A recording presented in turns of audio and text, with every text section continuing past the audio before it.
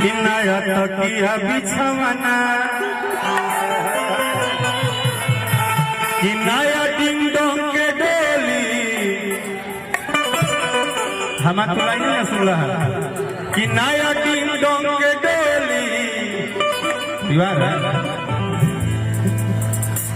कि घेरा में सट के उलट के पलट के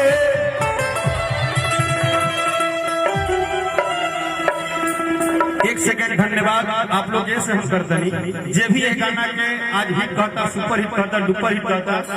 वो पूरा भोजपुरी श्रोता समाज के हम आज मंच के द्वारा पैर छू के प्रणाम करते नहीं।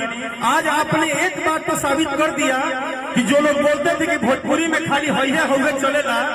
आपने एक बहुत श्रृंगार रस के गाना को इतना सुपर हिट बनाया है कि आपने बताया है कि अगर गायक अच्छा गाना दे तो हम अच्छा भी सुनना पसंद करते हैं और इसके लिए आप सबको धन्यवाद दिल से। ये भाव हो ये कोनो गलत चीज नहीं, श्रृंगार है ये श्रृंगार के बात रहे कि घेरा में सट के उलट के पलट के दिल तू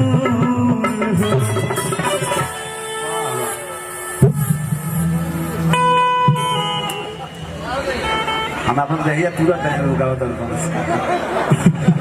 गाना आज हम अपनी हीरोइन बुला रहे हैं। आइए मेरी हीरोइन अच्छा वाले क्या हो अरे मजा ये जो डांस कर रहा तो कोई नहीं करेगा। देखिए यार जानते तो क्वालिटी जानो यह तो छोटे बाबा हो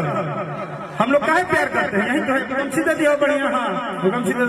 भाव देखिए अरे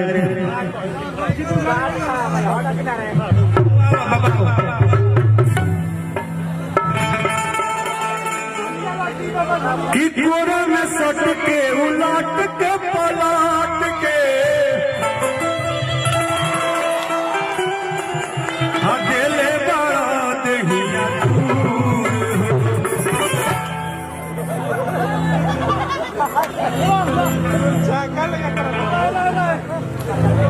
कि बिजली के तार में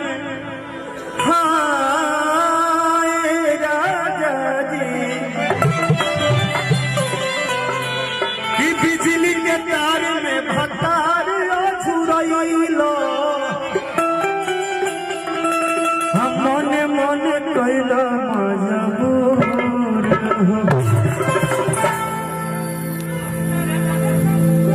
कि ऐसे जाने सकती कि तोरा होती कि टूटेला बदन पोरे ए राजा तनी जाने न बहर